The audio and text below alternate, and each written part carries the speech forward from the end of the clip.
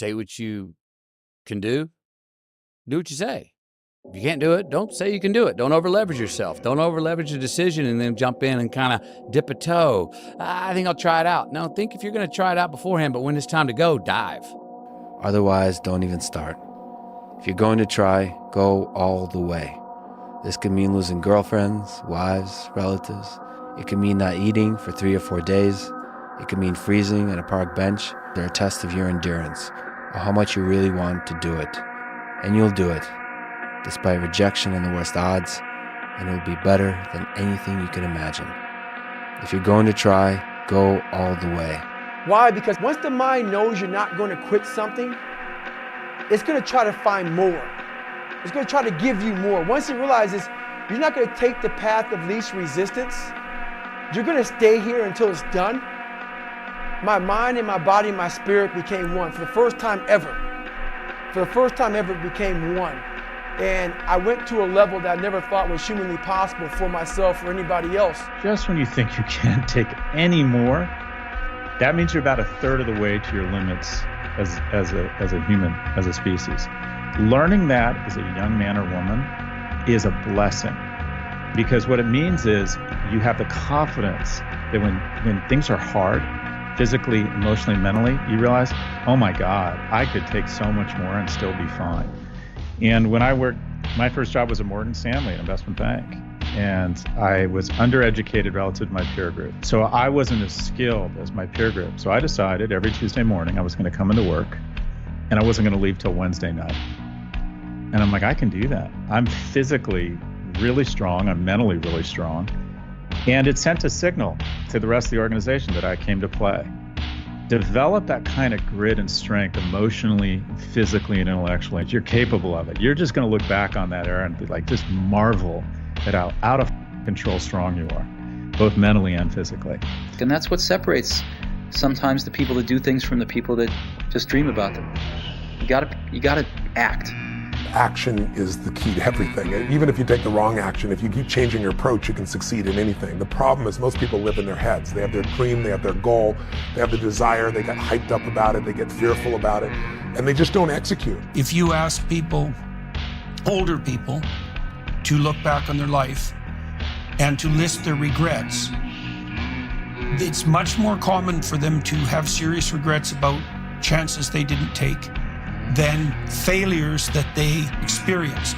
The thing about failure is a weird thing, because my experience in life has been that nothing I ever actually did failed. It didn't necessarily produce the result that I intended when I intended it. But if it was a genuine effort and I followed through on it, there was some benefit that emerged in consequence of that justified the effort. And sometimes that was quite a long time later. Maybe what you learn is how you could have done it better or how you could do it better, but you're going to learn something. He said, but imagine, if you will, being on your deathbed and standing around your bed, the ghost of the dreams, the ideas, the abilities, the talents given to you by life, you for whatever reason. You never pursued those dreams. You never acted on those ideas. You never used those gifts. And there they are standing around your bed looking at you with large angry eyes saying, we came to you. And only you could have given us life. And now we must die with you forever. And the question is, if you died today, what dreams, what ideas, what leadership, what books, what gifts will die with you? A very good friend that I lost recently, Miles Monroe, said, the wealthiest place on the planet is not in the Far East where there's oil in the ground. It's not in South Africa where there are diamond mines. He said the wealthiest place on the planet is the cemetery, because there you find potential never realized. There you find dreams never pursued. There you find people allow themselves to be imprisoned by fear and living a small life. Maybe that's why one woman asked in a moment of anguish, what if you live your whole life only to discover it was wrong? Maybe that's why Henry David Thoreau said, oh God, to reach the point of death, only to realize that you've never lived, only to realize that you've never scraped the surface of your potential.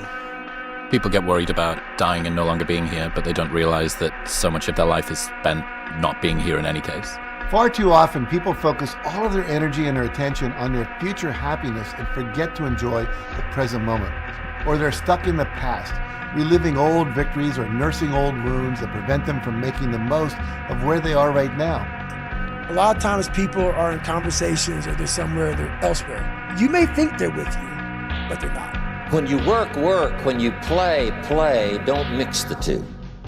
Don't work and play. I used to take my family to the beach and I would bring my briefcase.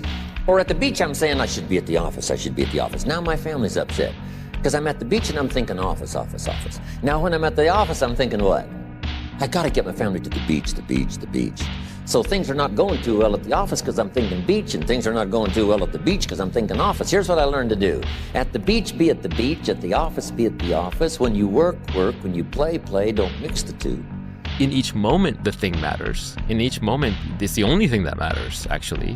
What's happening in front of you literally has all the meaning in the world. And so what matters is just being present for the thing.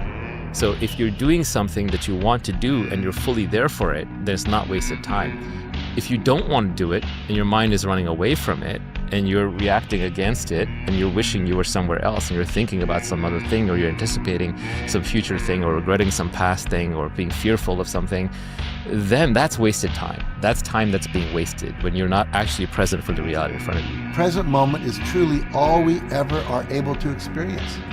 The truth is, you can't actually live in the past or in the future. Those are just constructs of your mind. The only time you're ever able to experience your life is right now in this present moment.